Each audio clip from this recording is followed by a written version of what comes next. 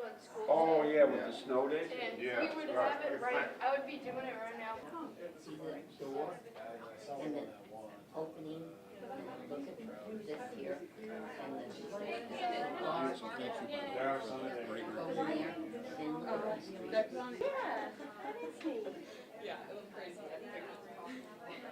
That's not. I can't swear to it, but that's what they usually do. And I'm thinking, you know. Excuse me.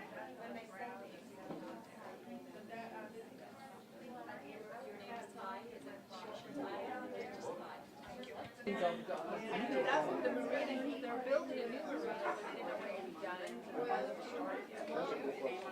They like the house. Yeah, and he loves it, he's in love with it, but he has two poles. So you don't even see the Yeah. words. Yeah. You'll read something and you'll You can put it read in something. words. You can read something 20 times. And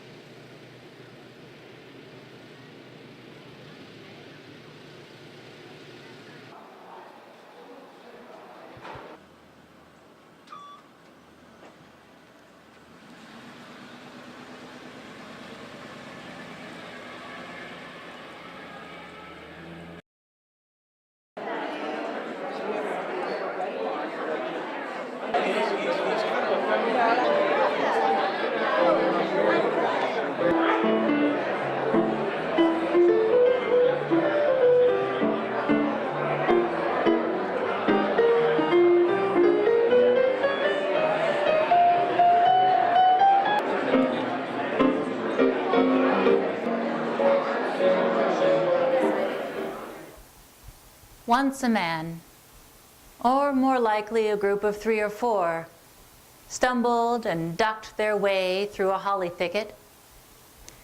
They stepped cautiously, for they knew there was the great possibility that they were not unobserved.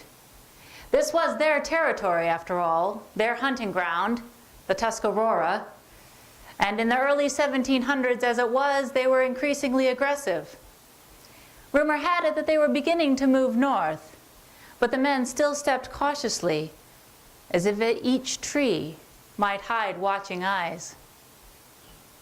But they had a right to be there, they did. The king had given them a land grant for several thousand acres for an estate. Those that had wives and children had left them back east for their safety, at least until there could be some beginnings of settlement. Every so often, a worn boot would sink to its upper in a hidden pool or spring, causing its owner to shake the boot vigorously and say harsh words under his breath. Still, at the same time, each time this happened, there were also small smiles. For water and trees meant possibly good soil, growing things, room for life. The men's names were Bert, he was the one who had the land grant, Utley, Jones, or Holland, possibly Holloman or Norris.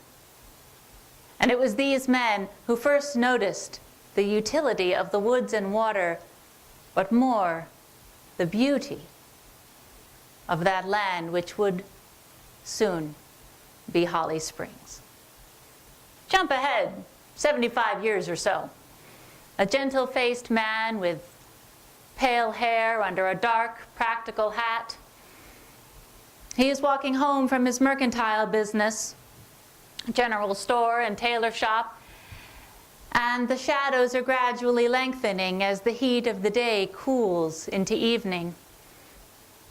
Archibald Leslie is a successful man, married to Isabella Rogers. The house he has built for her is a mansion by the standards of his town. 2 stories, 2 retiring rooms or parlors, one for Isabella and her friends, one for himself and the town gentleman.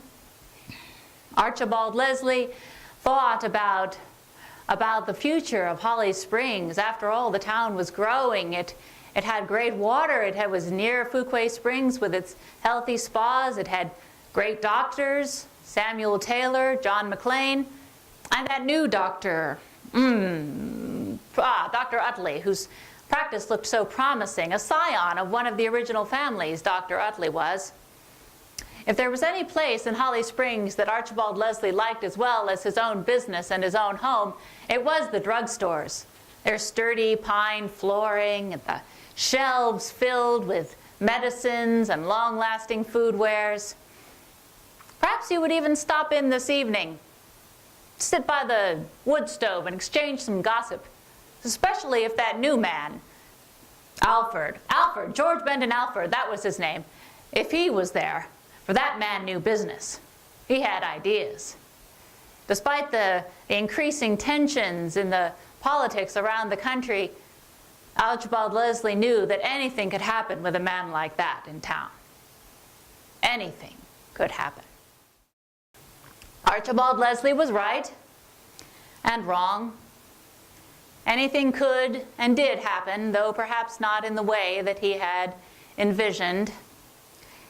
His fears for the political climate proved well-founded, and it might have been the undoing of Holly Springs, who soon saw much of its youth don gray uniforms and march off to Crabtree, 3 miles from Raleigh.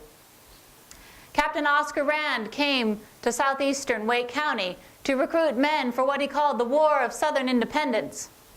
One of the young men whose appetite for adventure and glory was whetted by Captain Rand was James Theophilus Adams, 21 years old.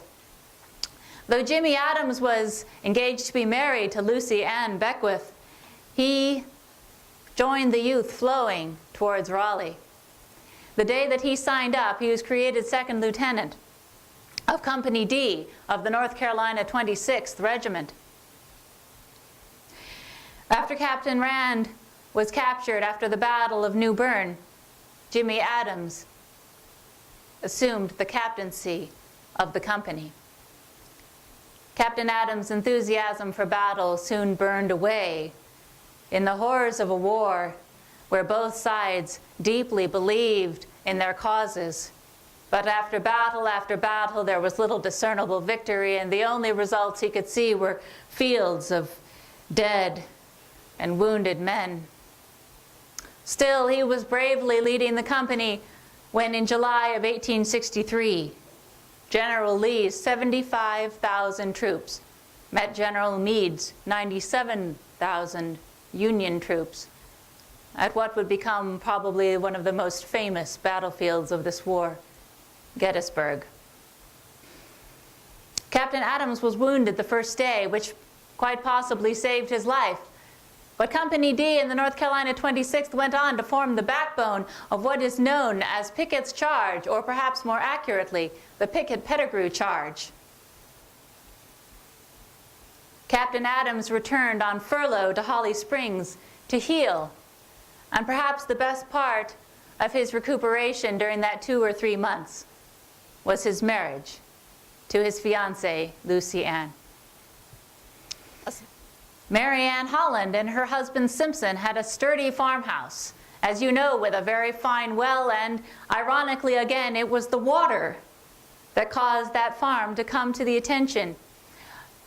For about 2 weeks, close to the end of the war, Holly Springs played host to many of the Union soldiers, and that particular property was used for a field hospital. Tents and wagons filled the fields along what would be Avent Ferry Road, and that farmhouse, the entire first floor, was turned into a field hospital. Mrs. Holland and her 6 children were relegated to the second floor. Her son Theophilus was the man of the house at 10 years old. The few friends who braved coming so near to the Union soldiers encouraged her to barricade herself on her second floor and not to leave until the enemies had gone away. But Mrs. Holland turned to her son Theophilus and told him to ensure that his siblings would not come downstairs. And she went down to see what help she could give. Whether Rebecca Alford would have been one of those women who visited Mrs. Holland in her home, or whether she would have approved of Mrs. Holland's activities, no one could know. But it is certain that she added her own flavor to Holly Springs' wartime legacy. At the same time that the Holland farm became a place of healing, Mrs. Alford was standing outside of her own house cooking a big pot of ham bone soup. It was made for the North Carolina and Holly Springs soldiers who were in the area.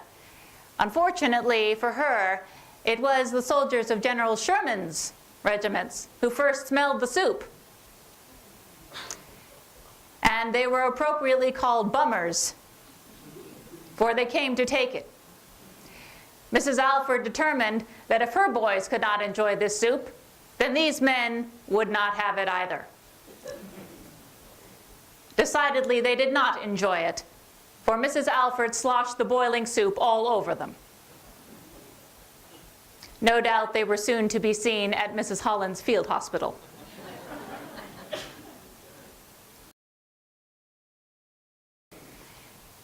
Mrs. Alford and Mrs. Holland were not the only ones to have to cope with the Union presence in Holly Springs during that 2-week period.